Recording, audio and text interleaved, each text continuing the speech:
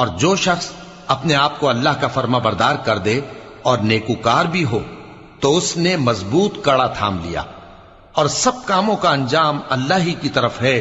और जो कुफ्र करे तो उसका कुफ्र तुम्हें गमनाक ना कर दे। उनको हमारी तरफ लौट कर आना है, फिर जो काम वो किया करते थे हम उनको जता देंगे। बेशक अल्लाह दिलों की बातों से भी वाकिफ है।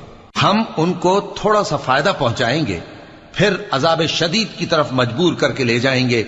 और अगर तुम उनसे पूछो कि आसमानों और जमीन को किसने पैदा किया, तो बोल उठेंगे कि अल्लाह ने। कह दो कि अल्लाह का शुक्र है, लेकिन उनमें अक्सर समझ नहीं रखते।